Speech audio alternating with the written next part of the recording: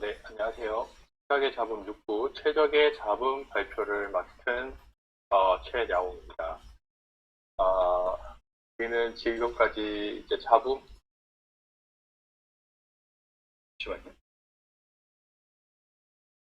우리는 지금까지 잡음을 축소해야 하는 당위성 그리고 잡음을 축소하기 위한 방법들을 살펴보았습니다. 저자들은 6장에서 잡음을 축소하는 데 반대하는 의견들을 나열하고 각 잡음 축소 반대 의견에 대한 반박 그리고 규칙과 기준에 대해 언급하고 있습니다. 6부는 최적의 잡음, 26장 잡음 축소 비용, 27장 존엄, 28장 규칙이냐 기준이냐가 이렇게 목차로 되어 있는데요. 26장, 27장은 잡음 축소 노력의 반대 의견에 대해 자세히 언급하고 있는데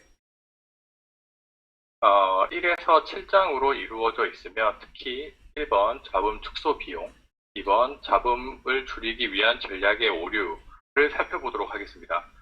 3부터 7까지 이제 존엄에 관련된 내용은 있는데 제가 생각하기에는 도덕적이고 관념적인 반대 의견으로 투자에 있어서 제가 따로 이제 사이트를 얻어내기가 조금 힘들어서 이렇게 한번 볼 수 있도록 해보겠습니다. 그럼 잡음 축소 비용인데요. 말 그대로 잡음을 축소하기 위해서 비용이 너무 많이 들면 과연 효용이 있을 것인가라는 의문입니다. 책에서는 SNS에 외설적 표현을 모두 삭제하는 것처럼 잡음을 축소시키기 위한 도구가 편향을 강화시키고 이러한 편향으로 인한 강화는 더욱 편향된 데이터, 예를 들면 외설 없는 깨끗한 SNS가 좋아요 같은 만족된 후기 등으로 잡음이 더욱 증가되는 것이 아닌가라는 내용을 볼 수 있고요. 여기서 잡음 축소 비용을 투자에 적용하게 된다면 잡음이 없는 상태에서의 투자가 가능한 것인가? 예. 잡음이 없는 상태가 가능한 것인가? 오너도 100% 아는 것이 불가능할 수도 있는 것일까요? 또 잡음으로 개인이 인식할 수 있을까? 또 잡음을 오히려 정보로 인식해버리면 어떻게 할 것인가?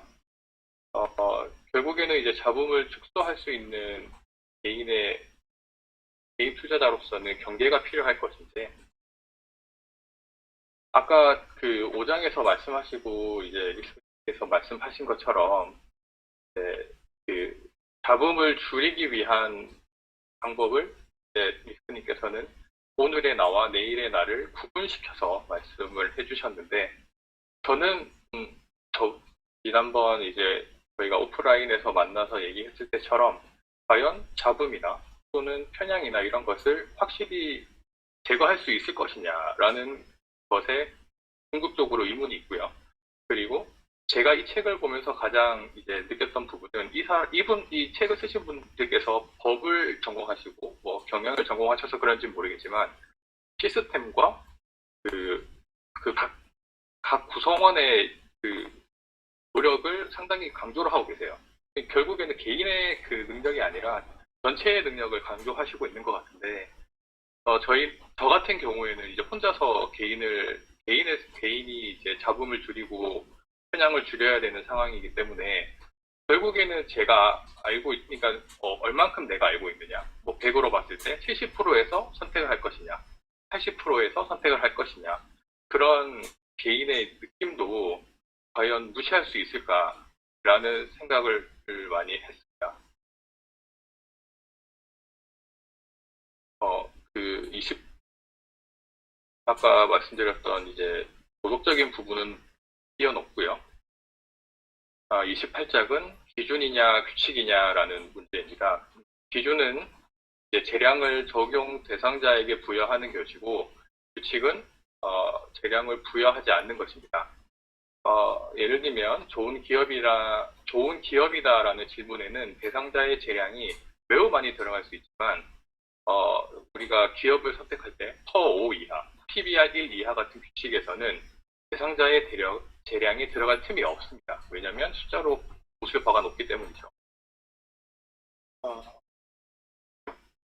다음은 이제 기준과 규칙의 결정 비용과 오류 비용의 비교인데, 기준은 결정 비용이 크지만 규칙은 결정 비용이 크지 않습니다. 이 또한 재량의 차이로 인해 일어나는 것인데요.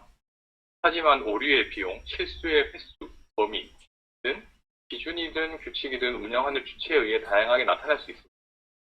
이 결정 위생을 철저히 하거나 완벽한 규칙을 적용하거나 하면 오류의 비용은 매우 적은 상태가 되지만, 이러한 상태가 되는 것 자체가 상당히 드물고 거의 존재하지 않겠죠, 당연히. 네.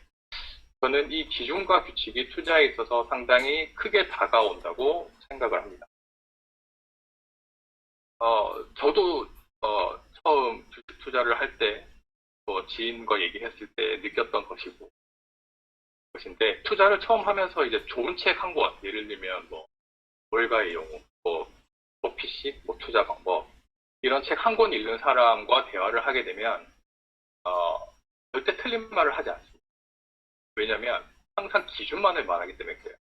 좋은 기업이 뭔지, 오래 보유하는 게 뭔지, 보유하는 게 얼마인지, 떨어지면 버틴다, 더 산다, 이런 아주 구체적이지 않은 대답을 하거나 그런 말을 언급하기 때문입니다. 그러면 우리는 이제 어떻게 해야 할 것인가? 자금 축소를 위해 지속적인 노력을 해야 합니다. 제가 처음에 앞서 말씀드린 것처럼 혼자 판단한다고 해서, 그리고 편향을 줄일 수 없다고 해서, 그리고 자금을 줄일 수 없다고 해서 나의 감으로, 그리고 나의 느낌으로 투자를 하면은 조금 망하겠죠. 그러니까 자금 축소를 위한, 객관적이기 위한 노력은 해야 합니다.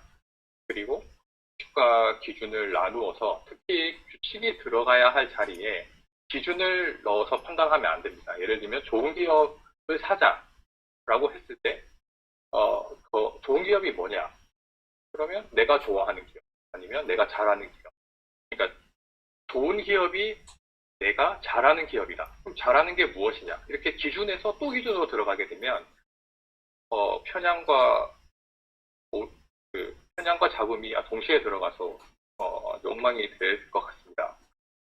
그리고 다시 한번 제가 생각하는 것, 내가 안다는 것이 어떤 건지, 아까 말씀하셨던 것처럼 오늘 아는 것, 그리고 내일 아는 것, 그리고 내가 어제 알았던 것, 그런 것을 객관적으로 보도록 꼭 노력을 해야 되고, 이제 이런 제가 써놨는데, 주관적 사고의 객관화라고 할 수도 있을 거고, 객관적 사고의 주관화라고 할 수도 있을 것 같아요. 사람은 절대 100% 객관적이 될 수 없어요. 그리고 반드시 편향이랑 잡음이 들어갈 수밖에 없지만, 최대한 그것을 배제할 수 있도록 프로그램을 어떤 방식으로든 짜서 그것을 계속 발전해 나갈 수 있도록 하는 것이 되게 제가 생각하는 의 내용이었었던 것 같습니다. 이상으로 발표를 마치도록 하겠습니다. 감사합니다. 감사합니다. 이제 6분의 발제가 끝났고요.